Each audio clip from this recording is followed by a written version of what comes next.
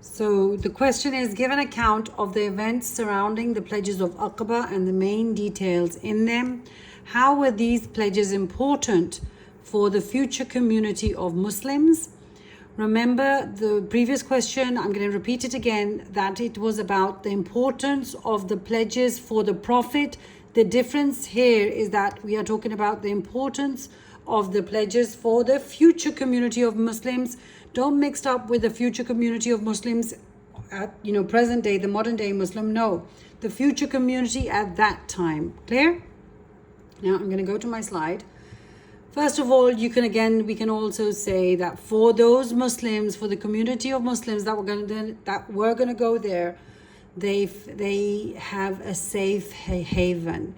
Did they need it?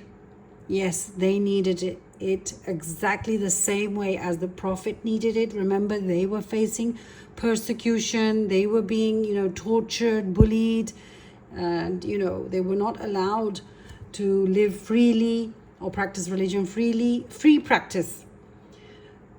How was it important for the new Muslim community that would go there? They would be able to practice freely as they could not practice freely in Makkah. Encouragement for migration. Now, the pledges, how were they important for the new community of Muslims? It was encouragement for migration. Because, why did they need encouragement? Why did they just get up and go? It's not easy leaving your homeland and a whole bunch of people leaving your homeland, in which you remember once they leave, they're gonna still have hostility. They're gonna still have to face hostility from the Makkans. So they may have relatives who are still hostile towards them. So it's not like they can come and visit again and again whenever they want. So the pledges of Aqaba, understanding that they have a free, safe haven, they can practice freely. The pledges of Aqaba, it was an encouragement to the Muslims for their migration to Medina. And of course, then mental satisfaction. Remember, when suffering, 13 years of suffering, 10 years of suffering, it gives you a mental breakdown. You get a mental breakdown. It's very hard to bear with, persecutions. So the pledges of Aqaba, how was it beneficial for the future community that was going to live in Medina? It was mental satisfaction for them. They will be mentally satisfied there. They won't face any persecution whatsoever. Remember, every time that they would want to go to war, they would willingly want to go. It's not like that they had to face the brunt. Then, of course, Allah's reward. They were not just told to migrate. Allah also mentioned that anybody who does migrate, at that time it became a farz to migrate basically.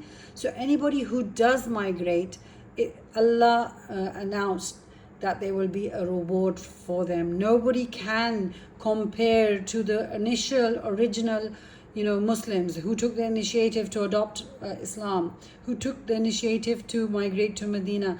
Allah has mentioned in the Quran that those people who were the early converts and migrated towards Medina, they can never be equal to the ones who adopted Islam after the conquest of Makkah. They can never be equal in faith.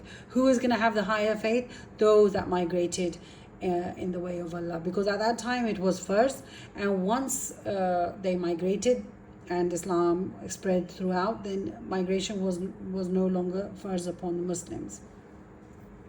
Okay, if I go to the next one, brotherhood bond.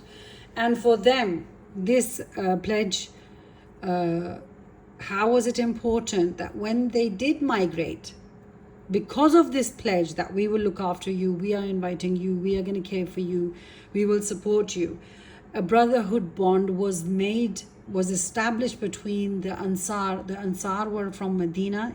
Ansar means helpers basically. They were willing to help anybody, any Muslim who migrates from Makkah. Now, to understand how important this brotherhood bond is, take an example of today's migrations. Do you remember when who was it? Rohingya Muslims, when they tried to, or Myanmar, when they tried to take refuge in Myanmar, I think it was. I'm not sure. It's not coming to my mind right now. Then how were they treated? They were left at the borders. You can see even the Syrians who wanted to leave, they were left at the borders. I mean, nobody would let them into their place. Nobody would provide for them. So imagine how important the brotherhood bond was for those Muslims at that time, that each Ansar would take in a whole family or take in one companion, share food with him. They also shared their inheritance with the Muhajir brother. So it was very important for the new Muslim community. The pledges of Aqaba, because naturally all of them are pledging. The second pledge in which many people came, and when many people are pledging that you come here, we'll take care of you, then they prove themselves right also. And then a first Islamic state was established in which the community of Muslims could practice freely, move around freely, interact economically and socially freely. Remember, they were not even allowed to interact socially and economically during the boycott. So over here, because of the Islamic State, it's a new Islamic state. The Prophet ﷺ is the head of state. So can you understand how the Muslim community was strong? They developed strength. It was a strong Muslim community, whereas in Makkah they were the weak Muslim community.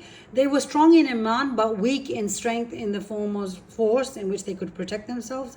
Plus they were not also allowed to protect themselves. The Prophet, Allah had not allowed them to defend themselves yet, because Allah was going to allow them in Medina when they finally establish a community, an Islamic community, and finally establish strength, a full force of strength, a full force of community. Then Allah was going to allow them to defend themselves. And then peace. For 2 years in Medina, they lived with peace. They could, the nerves and all of the the pressures that they had to face through the 13 years that they were persecuted there, finally they could live in peace. And remember, jihad was first in the second year of Hijri, so the first 2 years they lived peacefully. And then of course, now that there's an Islamic state and now that they've got a strong Islamic community, because an Islamic community has been established, then the focus was on laws. This is the time to focus on laws. This Islamic community had to now implement the Islamic laws. All of the laws that were given, that are given in the Quran, were all revealed during the life in Medina. Because of the Islamic community, Allah had to tell now Muslims how they're going to live their life, how are they going to interact, how are they going to, how will they marry, how are they going to perform nikah, if they need to divorce, how is that going to happen, the laws of inheritance, the laws of, if dealing with stealing, the laws of zakat, every single thing was mentioned in this time. So, law and order was also supposed to be established in the life in Medina amongst the Islamic community. Does that answer the question? I hope it does.